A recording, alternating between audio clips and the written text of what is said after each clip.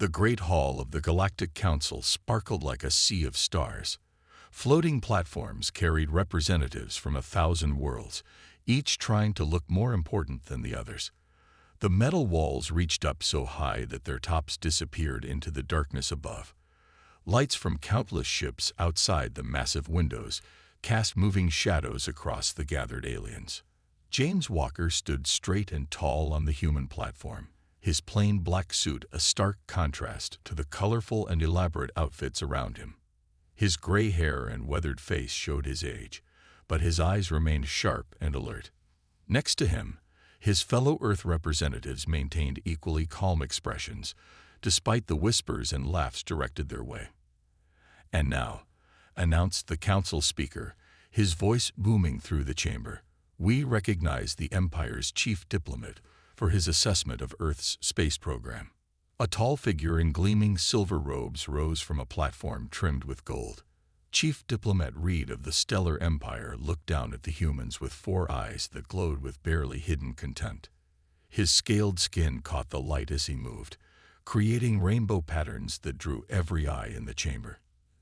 "Esteemed members of the council," Reed began, his translator making his words crystal clear, "we have watched Earth's attempts at space travel for the past 50 years. He paused, letting a small smile cross his face. "And I must say, it has been amusing." Laughter rippled through the chamber. Walker didn't move a muscle. "Their ships still use chemical rockets for liftoff." Chemical rockets. Reed shook his head in mock sadness. "They haven't even established a proper colony on their own moon. Their most advanced vessels take months to reach the 4th planet in their system, and they call this progress." More laughter filled the air. Some representatives didn't even try to hide their amusement, pointing at the humans and sharing jokes with their neighbors. "But perhaps most concerning," Reed continued, his voice growing serious, "is their constant talk of joining the galactic community as equals." Equals. He spread his arms wide. "They dream of standing alongside species that mastered faster-than-light travel thousands of years ago. Species that built the very station we stand in today. Species that understand the fundamental laws of the universe." Walker watched as several council members nodded in agreement. He noticed how some representatives looked away, embarrassed for the humans. Others simply smiled with superiority. "The Empire has concluded that humanity's confidence far exceeds their capabilities. They push forward without proper understanding, like children playing with dangerous toys. Their determination, while admirable, poses a risk to established galactic order." A blue-skinned representative from the diplomatic corps raised her hand. "What do you suggest, Chief Diplomat?" Reed's smile widened. "The Empire proposes that Earth be placed under protective supervision. For their own good, of course. We will guide their development, ensure they don't harm themselves or others with their enthusiastic but misguided attempts at joining us among the stars." Murmurs of approval spread through the chamber. Walker finally moved, reaching up to straighten his tie. The motion caught Reed's attention. "Ambassador Walker," Reed called out, his voice dripping with false kindness, "would you like to respond to this assessment of your species' capabilities?" The chamber grew quiet. Everyone wanted to see how the human would react to this humiliation. Walker stepped forward, his movements unhurried and deliberate. He looked around the chamber, making eye contact with several representatives before speaking. "The Empire's concern for Earth's development is noted," Walker said simply. His voice carried neither anger nor embarrassment. "We look forward to continuing this discussion." Reed blinked all 4 eyes in surprise. He had expected protests, anger, or at least a defense of human achievements. This calm acceptance threw him off balance for a moment. "You have nothing else to add?" Reed asked. Walker's lips curved into a small, almost invisible smile. "Not at this time." The chamber exploded with fresh laughter and chatter. Many representatives saw Walker's response as final proof of humanity's acceptance of their inferior status. Others whispered about the humans' lack of pride or spirit. But a few, a very few, noticed something unusual. They saw how the human representatives remained perfectly composed. They noted the complete absence of surprise or distress on their faces, and they wondered, just for a moment, if they were missing something important. Walker stood quietly on his platform as the council moved on to other matters. His hand slipped into his pocket, fingers brushing against a small device. In the deep darkness of space, far beyond the council's sensors, a message began its journey toward Earth. Stage 1 complete. Deep in the darkness of space, Commander Robert Stone sat alone in his quarters aboard a small Earth mining vessel. The ship's old metal walls creaked as it drifted between asteroid clusters. Everything about the ship looked worn and outdated, exactly what everyone expected from human technology. The message light on his desk blinked 3 times. Stone's weathered face showed no reaction as he pressed his palm against a hidden scanner. The boring mining reports on his screen disappeared, replaced by Ambassador Walker's encoded transmission. They took the bait. Prepare for Phase 2. Stone allowed himself a small smile as he remembered the years of careful planning. Every failed space mission, every primitive rocket launch, every accident in their space program, all pieces of a much larger game. Back at the Galactic Council station, Reed stood before the Council Emergency Committee. His silver robes shimmered as he gestured at the holographic display showing Earth's solar system. Our surveillance shows increased activity at their spaceports, Reed announced. The humans are gathering their pitiful fleet, no doubt a futile show of resistance against our protective measures. The committee members watched as dozens of small dots representing human ships moved across the display. Their movements looked clumsy and uncoordinated, exactly what everyone expected from human pilots. "How many ships do they have?"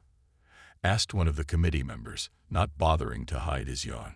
"Less than 50 that can reach their own moon," Reed replied with a smirk. "Their most advanced vessels use ion engines that take months to reach the edge of their system. We found no signs of energy weapons or shield technology." The committee members shared knowing looks. Humanity's resistance would be brief and meaningless. "The Empire will deploy its guidance fleet within 3 standard days," Reed continued. "We expect no significant opposition. Our ships will establish orbital control points around their planet. For their own protection, of course." In the observation gallery above, Walker sat quietly, apparently taking notes on an outdated tablet computer. His fingers moved across the screen, but instead of writing notes, he was sending another encoded message. "Empire fleet deployment in 72 hours. Activate Operation Tesseract." Thousands of miles beneath the Antarctic ice, Dr. Anna Peters stood in a vast underground chamber. Around her, dozens of technicians monitored complex equipment that no alien race believed humans could build. The chamber's walls were covered with symbols and equations that would have shocked the Empire's best scientists. "Message from Walker received," her assistant reported. "Empire ships are moving into position." Peters nodded, her eyes fixed on the massive structure taking shape in the center of the chamber. It looked like a perfect cube made of dark metal, but sometimes it seemed to have more than 6 sides, as if parts of it existed in spaces that human eyes couldn't quite see. "Begin power-up sequence for the looking glass," she ordered. "Alert all facilities worldwide. It's time to show them what humanity has been really working on." In orbit around Jupiter, Commander Stone's mining vessel received new orders. He gathered his crew, all hand-picked operators trained for this moment. For 50 years, Stone addressed them. "Humanity has played the part of the primitive species. We've let them mock our chemical rockets while we mastered dimensional engineering. We've accepted their ridicule while building something they never imagined possible." He touched a panel on the wall, and the ship's shabby interior transformed. Hidden systems came online. Panels that looked old and rusty revealed advanced displays and controls. "The Empire thinks they're coming to put humanity in its place," Stone continued. "They've never asked themselves why we seem so calm about staying behind, why we never rush to catch up with their technology. They never wondered if maybe, just maybe, we found a different path altogether." In the ship's engine room, A device similar to the cube in Antarctica hummed to life. The space around the ship began to ripple, as if reality itself was being gently folded. "Let them come with their fleet," Stone said, his voice firm and confident. "Let them think they understand what humanity is capable of. In 3 days, they'll learn why we never cared about building the kind of ships they use." The ship's true systems were now fully active. On screens around the bridge, readings showed energy patterns that would have baffled Empire scientists. Humanity had spent 50 years secretly mastering the higher dimensions, and now it was time to show the galaxy what that meant. Stone looked at his crew and nodded. "Begin final preparations for dimensional shift. When the Empire's fleet arrives to protect Earth, we'll give them a welcome they'll never forget." 50 years earlier, a young Anna Peters stood in a simple wooden cabin in Antarctica, looking out at the endless ice. Behind her, a group of world leaders huddled around a small heater, their breath visible in the cold air. They had come in secret, traveling as tourists and researchers to hide from watching alien eyes. "You're telling us," one of the leaders said, "that you found something in the math that every alien race missed." Peters turned from the window. Despite the cold, her eyes burned with excitement. "They all went up," she said, pointing to the sky. "They looked for ways to push through space, but we looked sideways. We found the gaps between spaces." She walked to a whiteboard covered in complex equations. To most people, it looked like nonsense, but to her, it was a map to something extraordinary. "Think of space like a book," Peters explained, picking up a thick novel from her desk. "The aliens built fast ships to travel from one page to another, pushing through each page to reach the next." She flipped through the pages slowly. "But we found another way." She closed the book and pointed to its edge. "We found we could slip through here, moving through all the pages at once." The room fell silent. Outside, the wind howled across the ice, as if nature itself was trying to hide their conversation from listening ears. "How did they miss this?" another leader asked. Peters smiled. "Because they think they're too smart to make mistakes. They stopped looking for new answers centuries ago. But we kept looking. We kept asking questions, and we found the door they never noticed." Deep beneath the cabin, construction crews were already working.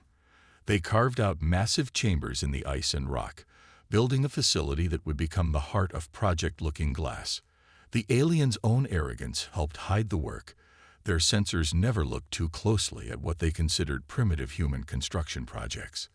The first tests were both terrifying and wonderful. In a sealed chamber deep underground, Peters and her team activated their prototype. The air itself seemed to bend, showing corners and angles that shouldn't exist. Light moved in ways that made the researchers' eyes hurt, but it worked. "We opened a door," Peters wrote in her diary that night. "Not up or down, not left or right, but somewhere else, somewhere the aliens never thought to look." Years passed. While humanity publicly struggled with simple rockets and ion engines, secret facilities around the world refined Peters' discovery. They built ships in underground chambers, tested new technologies in hidden bases, and prepared for the moment when they would show the galaxy its mistake. The aliens watched Earth's space program fail again and again. They laughed at the explosions, mocked the primitive designs, and never once wondered why humans didn't seem discouraged. They never asked why Earth kept building the same primitive ships instead of copying alien designs that they could clearly see. In her underground office, Peters worked through another night, surrounded by pictures of the project's progress. The first test ship that disappeared for 3 seconds before returning. The probe that appeared on Mars without crossing the space between. The breakthrough that let them control where and when they emerged from the higher dimensions. A knock at her door interrupted her work. A young assistant entered, carrying a tablet showing a news feed from the alien networks. Another story about Earth's cute attempts at space travel. Peters laughed as she read it. "They're so busy feeling superior," she said. "They never stop to count how many rockets we actually launch. Never asked where all that fuel and metal really goes." She turned back to her equations. They think we're building playgrounds while they live in mansions. They don't realize we're building something they can't even see. Now, 50 years later, Peters stood in the control center of humanity's greatest achievement. The looking glass was ready. Humanity's real ships waited in their hidden docks. Soon, the Empire would come to protect Earth, and they would learn just how wrong they had been. Peters touched the old book on her desk, the same one she had used to explain her discovery 5 decades ago. Its pages were worn now, marked with years of notes and calculations, but it still reminded her of that moment when humanity found its own path to the stars. "Let them come," she whispered, watching the final preparations on her screens. "Let them bring their great ships and their proud empire. We'll show them what humanity can do when everyone else looks the wrong way." The world watched as workers dismantled the old space center in Florida. Cranes pulled down launch towers while trucks carried away pieces of rockets. News cameras captured everything, broadcasting the scene across Earth and to the watching alien ships above. In orbit, Reed's observation vessel recorded the activity with satisfaction. His report to the Empire painted a picture of a defeated species accepting its place. "The humans are dismantling their space program exactly as ordered," he wrote. "Their submission is total and unconditional." The aliens never noticed that the trucks carrying rocket parts often took strange routes. They didn't question why some vehicles disappeared into tunnels and never came out. Their sensors, designed to detect advanced energy signatures, ignored the simple electric trucks moving across Earth's surface. Deep underground, those same rocket parts were being reassembled, not as the primitive chemical launchers the aliens knew, but as components of something far more sophisticated. The dismantled launch towers became support structures for devices that could bend space itself. In his office at the UN building, Walker sat through another meeting with alien observers. He nodded at their suggestions and accepted their guidance with careful humility. His apparent cooperation made them feel powerful and wise. "We understand this must be difficult," one observer said, her tentacles waving with false sympathy. "But accepting guidance is the first step toward true advancement." Walker lowered his eyes, playing the part of the humble diplomat perfectly. "We only want what's best for Earth," he replied softly. The observer left feeling pleased with herself, never noticing that Walker's computer screen showed a countdown rather than the trade reports she thought she had seen. Around the world, things were moving exactly as planned. Old satellites fell from orbit, their deaths carefully monitored by alien sensors. But for each satellite that died, hidden facilities activated deep beneath the Earth's surface. The satellites hadn't failed. They had simply moved their operations underground, adding their power to humanity's secret network. In Antarctica, Dr. Peters supervised the final adjustments to the looking glass. The massive device hummed with power that the aliens couldn't detect because they had never thought to look for it. Their own dimensional technology was so primitive, so focused on brute force, that they missed the subtle energies humanity had mastered. "All facilities report ready," her assistant announced. "The network is complete." Peters nodded, watching the status displays hidden behind false walls. 50 years of preparation were about to pay off.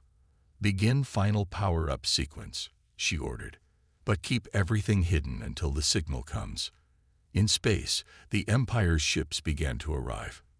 Massive vessels dropped out of their version of faster-than-light travel, arranging themselves in what they thought was an overwhelming display of force. Their sensors swept Earth, finding exactly what they expected: a primitive world with no real defenses. Commander Stone watched them from his hidden position near Jupiter. His ship's true sensors, operating on principles the aliens had never imagined, tracked their every move. The Empire's fleet moved with the confidence of a force that expected no resistance. "They're proceeding exactly as predicted," Stone reported to Earth. "They're not even running deep scans. They think they already know everything about us." The aliens' arrogance had become humanity's greatest weapon. They were so certain of their superiority that they never looked beyond the surface, never questioned why humans remained so calm in the face of their power. In bunkers and hidden bases across the planet, humanity's real technology came to life. Power flowed through networks that shouldn't exist. Ships hidden in dimensional pockets prepared for emergence. Everything that Earth had built in secret was ready. Walker stood at his office window, watching alien ships fill the sky above New York. Their lights created beautiful patterns in the evening sky, a display meant to remind Earth of their power. He touched his comm unit, sending the message that would start humanity's greatest revelation. "The fleet is in position," he reported. "All ships are inside the dimensional net. Operation Tesseract is ready to begin." In her control room, Peters smiled as she received Walker's message. 50 years of letting them think we're primitive," she said to her staff. "Time to show them what humanity can really do." The looking glass began its final activation sequence. Around the world, hidden facilities powered up their systems. In space, Commander Stone's ship and others like it prepared to reveal their true forms. Earth was ready to show the galaxy that sometimes the most dangerous opponent is the one you don't think is a threat at all. The Empire's fleet hung in Earth's orbit like a cloud of metallic stars. Admiral Green of the Empire stood on his command ship's bridge, watching the final ships take their positions. His scaled hands clasped behind his back as he admired the perfect formation of his fleet. "Send the message," he ordered. "Tell Earth they are now under our protection." Before his communications officer could act, every screen on the bridge suddenly flickered. The ship's sensors began reporting strange readings from all directions at once. "Sir," his science officer called out, confusion clear in his voice. "Something's happening with space itself." The air between the Empire's ships began to ripple like water. Points of light appeared where nothing had been before, growing larger and brighter with each passing second. The fleet's sensors couldn't make sense of what they were seeing. Deep beneath Antarctica, Dr. Peters stood at her control station, hand steady as she entered the final commands. "Looking glass at full power," she announced. "Dimensional fold beginning." Around Earth, reality itself seemed to bend. The Empire's ships washed in confusion as massive shapes emerged from spaces that shouldn't exist. Where there had been empty vacuum, enormous vessels now appeared, their dark hulls seamlessly sliding into normal space. The HMS Shadowfold led the emergence. Bigger than any Empire ship, it simply appeared, as if it had always been there and had just now decided to become visible. Its hull seemed to shift and change as human eyes tried to understand its true shape.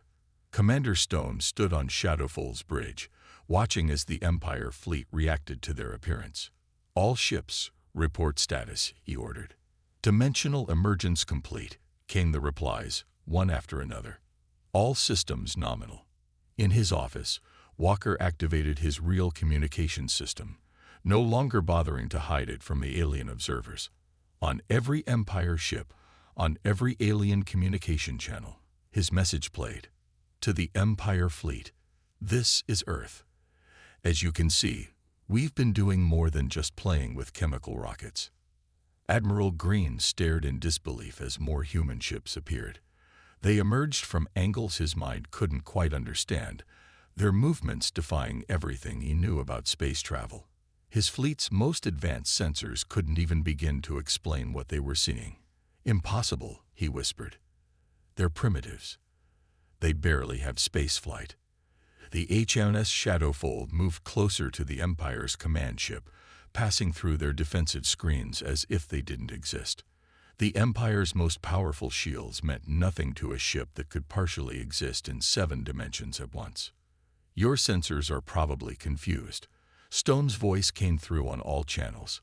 "That's because you're trying to track 7-dimensional objects with 3-dimensional technology. It's like trying to measure the depth of an ocean with a ruler." In the Galactic Council chamber, the emergency session erupted into chaos. The massive viewing screens showed the human fleet emerging around Earth, their ships appearing and disappearing at will, completely ignoring the laws of physics as the aliens understood them. Dr. Peters' voice joined the broadcast, her tone carrying 50 years of hidden pride. "You thought we were behind because we weren't following your path. Did it never occur to you that we might have found a different way? The Empire ships tried to power up their weapons, but they couldn't target vessels that existed partially in other dimensions. Their most advanced tracking systems couldn't lock onto ships that could shift between dimensional planes at will. We never cared about catching up to your technology, Walker's voice explained calmly, because we had already moved beyond it. While you watched our rockets explode, we were learning to step through the walls of space itself. The HMS Shadowfold's hull rippled, sections of it seeming to vanish and reappear as it demonstrated humanity's mastery of dimensional travel. Around Earth, hundreds of other ships did the same, putting on a display that made the Empire's technology look primitive by comparison. Your three-dimensional empire, Stone broadcast to the alien fleet, has just encountered a seven-dimensional humanity. Perhaps it's time for a new discussion about who needs protection. Admiral Green watched helplessly as human ships danced around his fleet, appearing and disappearing at will. Every law of physics he knew, every principle of space travel his people had mastered, meant nothing in the face of what humanity had achieved. The age of hiding was over. Humanity had revealed its true power, and the galaxy would never be the same. The Great Hall of the Galactic Council had never been so quiet. Gone were the laughs and mockery.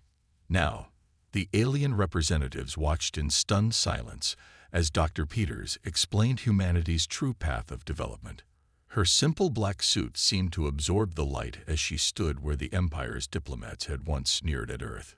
"Your mistake," Peters said, her voice carrying through the massive chamber, "was thinking there was only one path to the stars.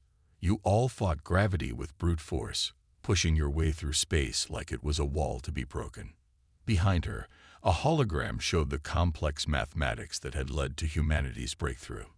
Even the most advanced alien scientists in the room struggled to understand what they were seeing. "We looked at space differently," Peters continued. "We saw it not as a barrier, but as a fabric that could be folded. While you pushed against it, we learned to step through it." In orbit around Earth, the HMS Shadowfold demonstrated her words. The massive ship partially phased out of normal space, its hull seeming to exist in multiple places at once. The Empire's fleet hung motionless, their weapons and shields useless against technology that operated on principles they had never imagined. "Those failed rocket launches you laughed at," Peters smiled. "We needed you to see them. We needed everyone to think we were struggling with basic spaceflight. It kept you from looking too closely at our real work." Ambassador Walker stepped forward, standing beside Peters. "Every time you mocked our primitive technology, we knew our deception was working. Your pride blinded you. You never wondered why we stayed so calm in the face of your superiority." The council members shifted uncomfortably in their seats as Walker played recordings from their own surveillance systems. They watched themselves laughing at Earth's apparent failures, never noticing the subtle signs of humanity's true progress. "Those old satellites you monitored," Walker pointed to the display. "Decoys, the metal scaffolding you scanned, hiding places, the rocket fuel you tracked, sent to facilities that didn't officially exist." In space, Commander Stone's voice joined the transmission. The Shadowfold's image appeared on the council's screens, its hull rippling with dimensional energies that the alien sensors still couldn't properly detect. "We built our real ships in underground bases," Stone explained. "We tested them in dimensional pockets where your sensors couldn't reach. Every time you thought you were watching us fail, we were actually perfecting technology you hadn't even dreamed of." The council chamber's displays showed footage from Earth's hidden facilities, vast underground chambers where real ships were constructed, testing grounds where humanity learned to manipulate higher dimensions, laboratories where scientists like Peters developed theories that went beyond conventional physics. "While you watched our chemical rockets," Peters said, "we were learning to fold space itself. While you tracked our ion engines, we were mastering dimensional travel. Every time you thought you saw everything we could do, you were actually seeing only what we wanted you to see." The Empire's chief diplomat Reeves stood up, his silver robes no longer shimmering with confidence. But the resources needed. We monitored every launch, every construction project. Walker laughed softly. You monitored what we showed you. Did you never wonder about all the mining operations that seemed to produce so little?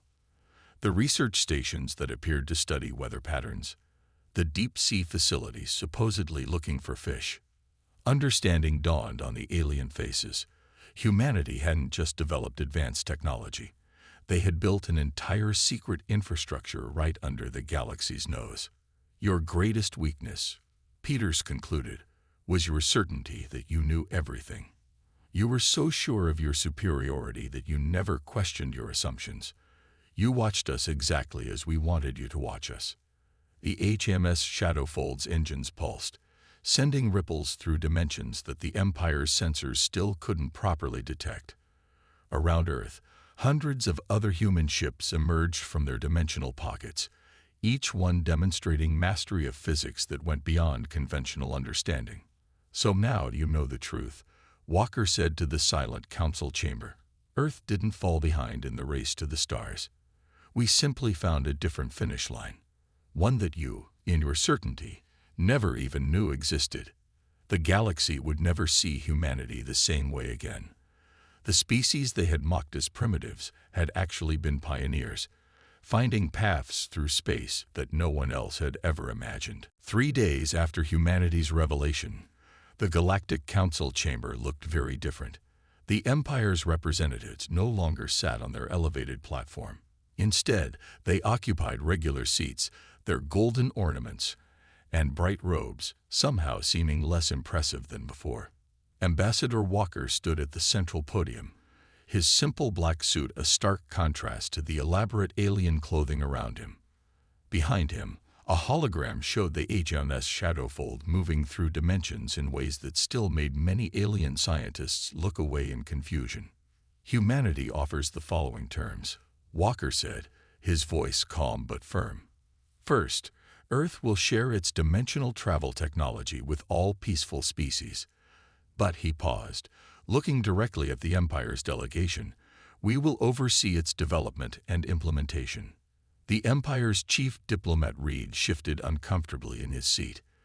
Just days ago, he had been talking about supervising Earth's development. Now, he watched human ships phase through his fleet's strongest shields as easily as walking through empty air. Second, Walker continued, the practice of labeling species as primitive based on their visible technology ends today. Earth's experience proves that technological advancement can take many paths. Dr. Peters stepped forward, triggering a new display. It showed different approaches to space travel, from the Empire's brute force engines to humanity's dimensional folding. We didn't struggle with chemical rockets because we couldn't build better ones, Peters explained. We chose to look for different answers. While you were all racing down the same path, we found a new road entirely. Commander Stone's image appeared on the Council's screens, transmitted from the Shadowfold's bridge. Our ships can reach any point in known space almost instantly. No conventional defenses can stop us. We could, if we wanted, shut down every major space lane in the galaxy. The Council members murmured nervously. They had already seen how human ships could appear and disappear at will, ignoring all known laws of physics and space travel. But that's not our goal, Walker assured them. Earth wants to help build a better galaxy, one where no species is mocked for being different, one where we look for new answers instead of following old paths. In orbit, the HMS Shadowfold demonstrated its capabilities one more time. The massive ship split its existence across several dimensions, appearing to be in multiple places at once. The Empire's sensors still couldn't track it properly. Your technology is impressive, Walker acknowledged to the Council. But it's like building higher and higher ladders to reach the stars. We found a way to simply step between them instead. Now we offer to show you how. The Council's leader, an ancient being who had seen centuries of galactic politics, stood slowly. And if we refuse your terms, he asked. Walker smiled gently. Then humanity will continue its own development. We'll maintain our defensive network, which, as you've seen, makes conventional military action against Earth impossible, and we'll watch to ensure no other species faces the kind of prejudice we encountered." Reed stood up, his voice shaking slightly. "The Empire withdraws its proposal for protective supervision of Earth," he announced. Several council members actually laughed at the obvious statement. "Accepted," Walker said. "Now let's talk about the future. Earth's dimensional physics labs are ready to accept students from any world willing to learn. Dr. Peters has prepared teaching programs that will help your scientists understand the basic principles." Around Earth, the human fleet began powering down its dimensional drives. The ships settled into normal space, but everyone watching knew they could vanish into higher dimensions at any moment. "The galaxy stands at a crossroads," Walker concluded. "We can build something new together, or cling to old prejudices and hierarchies. Earth extends its hand in friendship, offering to share what we've learned. The choice is yours." One by one, the council members voiced their support for the new arrangements. Even the Empire's representatives, after a long pause, agreed to the terms. In her Antarctic control room, Dr. Peters watched the council session with satisfaction. On her desk sat the old book she had used 50 years ago to explain her first dimensional theories. Its pages were worn now, but its message remained powerful. Sometimes the best path forward is the one nobody else can see. Humanity had changed the galaxy forever. Not through force or dominance, but by showing that progress doesn't always look the way people expect. The species that everyone had dismissed as primitive had become teachers, showing the galaxy that there's always another way forward if you just know where to look.